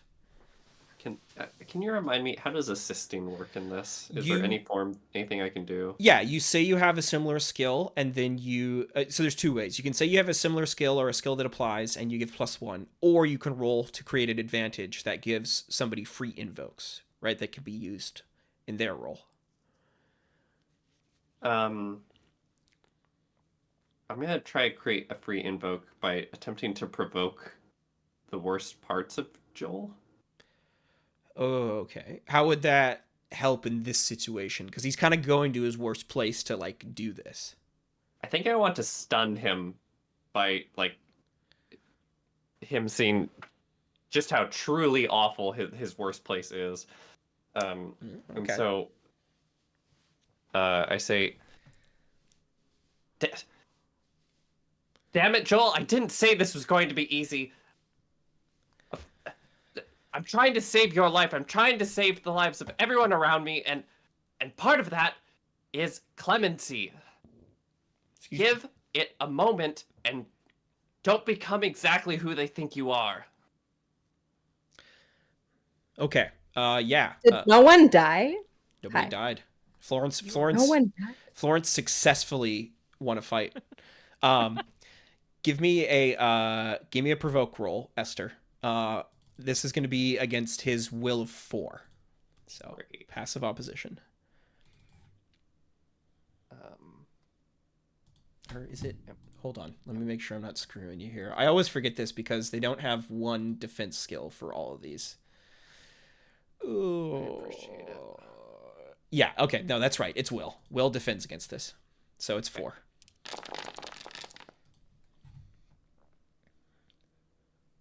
Nice. You got it. Okay. So, stunned into silence is the aspect I'm going to tag on Joel. I think don't become exactly who they think you are is what really gets to him. I'm going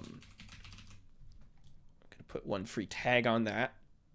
Usually you want to do that before the first roll happens, but I'm fine with working it around in this case. Okay, so Florence, you can now use this as a free invoke in your rapport if you want, but we're still comparing 0 to 3 here. Okay. What do you think, y'all? Should I reroll? Oh, no, wait, what? No. Yeah, I mean, with 2 minuses. You could probably use the knockdown invoke to point out how defenseless she is. Ooh, that's an interesting use. You are so genius. Okay. I wish I liked your character more. Damn. All right. So,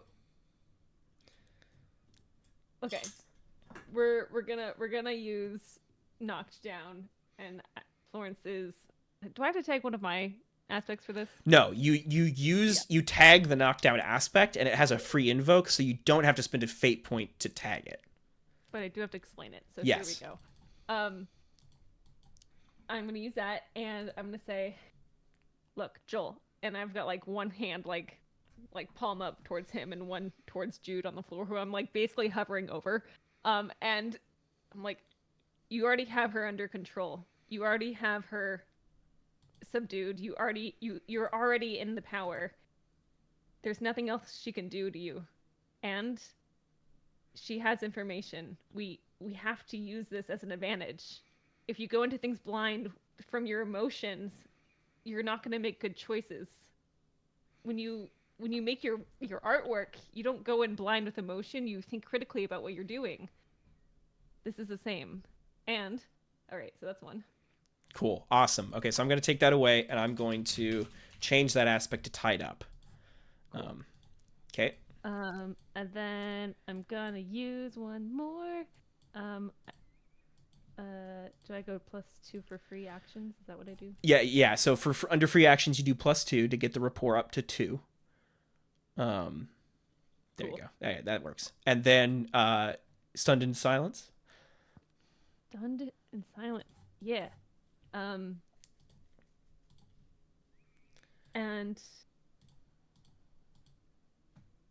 I'm losing fuel. Okay. My brain is like running out of like arguments. Okay. And You also don't have to present another argument, right? You can describe fictionally that. how the Yeah. stunned into silence applies, right? So yeah, so we've like literally made him pause and think about himself and think about action versus reaction here. Yeah, And, totally. Yeah, that's enough. Okay, yeah. There you go. So hit the +2 there, so just so we can see where we're at. Yeah, there you go. So if you just click the plus, Steph, it'll add +2, so you don't have to do the individual +1s. But anyway, Amazing. okay, so you succeed. So Joel pauses for a moment, like looks at you, looks at Jude, looks at his house burning in the background, and gives a heavy sigh, just like letting all the anger out, and tucks the knife back into his belt, and like goes over to a tree and like leans against it and puts his palms on the tree and just like tries to breathe deep and calm down. Arazi like looks between Joel and you and Jude and looks back at the burning house and just like goes over to another tree and sits down cross-legged and just like puts their head in their hands. Oh. Yeah. With Joel like relaxing against the tree, Jude like comes out of her stupor and she shakes her head and looks up at the three of you and Joel. She notices she's like tied up, sees her rapier like over on the grass. It says, "I'm not dead. That's a surprise?" She looks up at all three of you. "What happens now?" Now you get to tell us everything about your plans for the future with the Hands of Death. She gives you like a slight smile and says, "No, I don't think so. You can kill me if you want, but I won't sacrifice the lives of my cohorts." Oh, you wouldn't be sacrificing the lives. You would be saving the lives of your cohort. She blinks. Florence, you realize immediately this is somebody who is actually very similar to you, right? Has this religious fervor, has grown up in this environment for a while, has been taught and told to like focus on this mission, right? They're not going to break with like normal arguments. You're going to have to spend a considerable amount of time working on them, breaking them down, convincing them. It's not going to be easy. Yeah.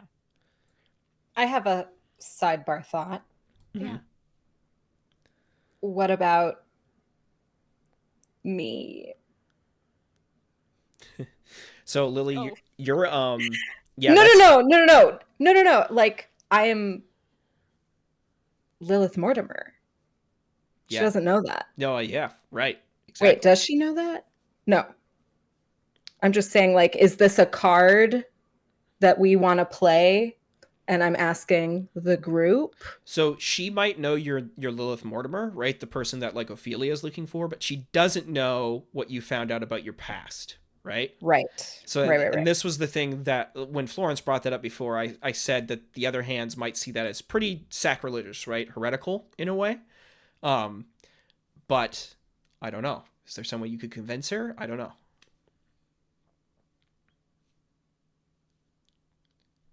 We could try it. So basically, Where are we? We're in the well.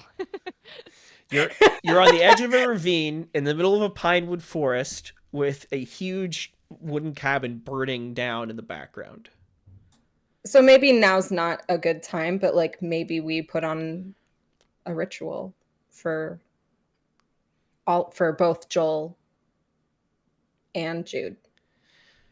Yeah, maybe. Maybe that's exactly what you need to do in the future. But for now, Right. What do we I'll do stay for now? quiet. Yeah.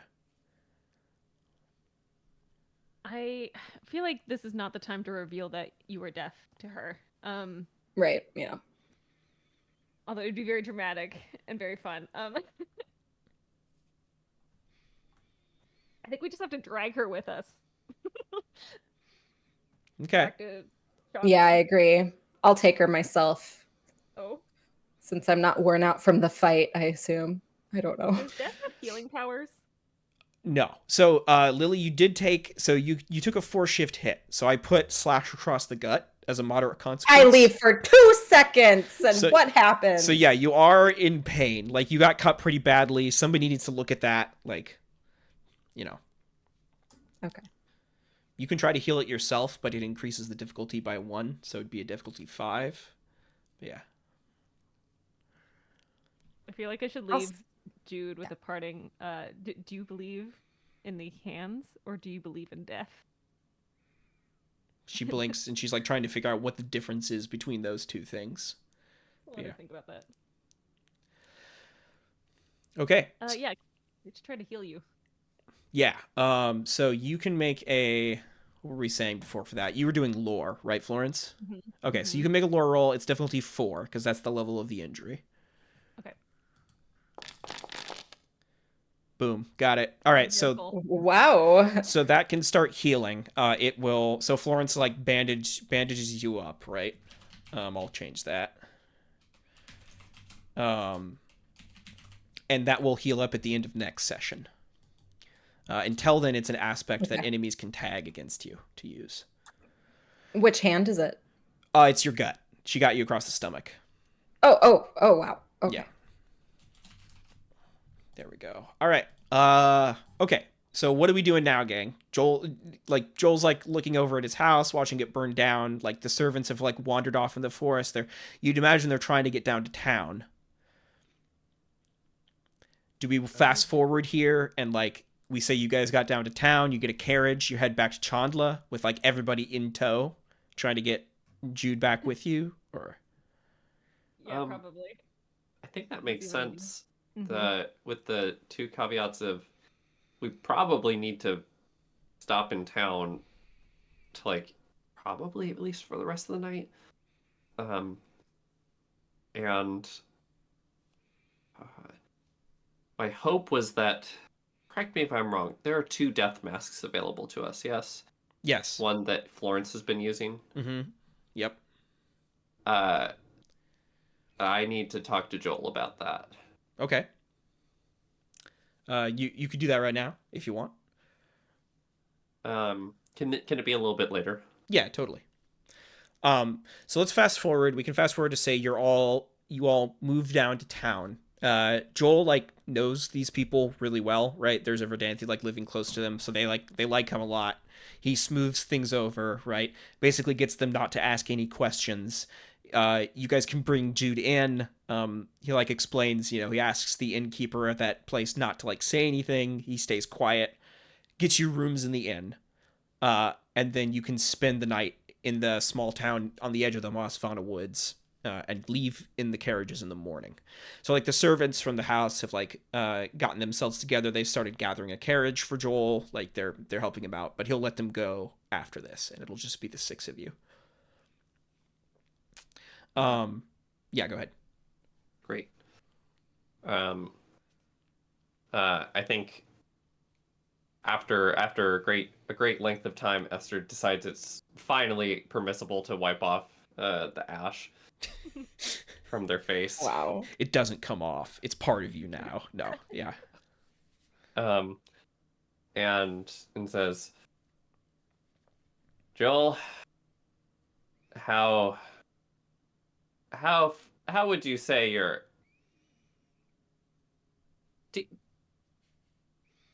going to need to become a middle-aged woman? What? And I toss him the death mask. He like looks at this thing, this like slip of a mask that like looks like a human face. He looks down at it, looks back up at you, looks down at it again. Is this Sort of, it's sort of a undercover boss situation. It's the only way you'll actually understand what's happening in Chandla. Did you just reference Undercover Boss? Don't worry about it. That exists in World now? You know, that has to happen You're right. actually in World. Reality television exists. He like looks down at the mask and like sighs and like slips it on over his face. And you watch his body shift and change as he slips the mask on. Looks down at himself in his like new guise. I suppose this is easier than explaining why Everdanthi is coming for a visit. Mm. All right, Esther. Good. All right, Joel. Good night. Good night. Yeah, so like you close the door. We'll move on from there. So I think that's a pretty good place to call it for today, unless anybody else has anything else they want to get done. But that was like the extent of what I had planned. So like next time we can head back to Chandla and you guys can show Joel around. What do you want to do when you show Joel around Chandla? Like what's going to be your goal here? How are you going to accomplish this? Well, I think we should go where they throw the fish, and then like maybe take him like to like the Seattle. tallest tower. Oh, sorry. Totally, but like actually though, what are you planning to do? Like I need to plan, guys. I need to plan the game. There We are could. ghosts like littering the sky, so there's that. Mm-hmm. Taking him to basically the Church of the Verdanthi to see how poverty, like how like the just the status of the people. Okay. We should take him to just some of the poorest areas, basically. Okay. And also we should And take like him- and show and find a way to prove that like there are no children after like a certain age. Yeah. Yeah. and like the state of people who are elderly and like they're passing on, and like just showing that work is going to stop happening in the future is basically the idea. Mm-hmm. Mm-hmm. And then like a cute little ritual Yeah. Yeah, just a cute of little some capacity. quick ritual. All right. Question, team. Is there any reason to show him? I think Bernie. Ernie? I was Ernie. thinking that too. I feel like something's there. I feel like we need an Ernie scene. I miss Ernie, and I think something could I happen kinda do here, but I don't too. know what. Yeah, that's sexy. Let's do it. Okay. Yeah, that did come to my mind as well. Like just to show like the grotesque behind the scenes nature of I don't know. Yeah, like see what forces like Ophelia actually trucked with. Mhm. Yeah. Yeah. Okay. And then Yeah, my that's favorite rad. place, the library. Oh, we definitely have to go to the library. Mm-hmm. Mm-hmm. Like the academic library, like at the university. Yeah. Yeah, I want to Were see you if being Ophelia will serious? corner me while we've got homeboy here. I mean, I doubt she'll attack you again she'll confront you again in the same place, but yeah, I get what you mean. Yeah. Um, It depends on how much the people demand that ship. Okay. Oh, it's true. Sounds good. Okay. Sounds good. In that case, gang, I'll see you in a week on the 20th, and we'll catch up and see what happens when Joel comes back to Chandler. See if that changes Amazing. anything at all. Yep. Woo! Thanks everybody for watching and tuning in. I appreciate it. Hope everybody had a great time today. Thank you, players, for playing. Do my players have anything they want to shout out as I look for somebody to raid into here? I'll be streaming this week, doing some painting, doing some games. My normal schedule. It's gonna be fun. Cool. Wendy. I post YouTube videos on Wednesdays. Oh, it's so cool. You can So see that's her like fun. fix her house. What are you Yeah. what are you working on right now? It's a new series called Wendy's House because I bought a house and I'm Oh. documenting it. Oh, that's cool. That's pretty neat. It's a good idea. Cool. Yeah, yeah. And then one of these days, me and Steph will date more Hotties. cat furry chefs. It's true. That's all one person. Who's like, has cellulite. Yeah. What? Oh, and he's really tall. That's also he's so much cellulite. He's so tall. He has cellulite about it. My abdomen. Wait, hold on. I'm really confused. What is I feel like you should play a dating sim with us sometime. I feel like Oh. you would love it. Maybe. You know what? I'll do it. I'll do it if you play a horror game with me. That's the trade-off. Okay. Oh wow. That sounds like a good trade. Yeah. All right. Okay, cool. All right. Thanks, everybody. We're going to raid Lockstitch RPG here. Hope they're cool. I don't know. Give them a hi. Give them a hello. And thanks so much. Have a great day, everyone. Bye. Bye.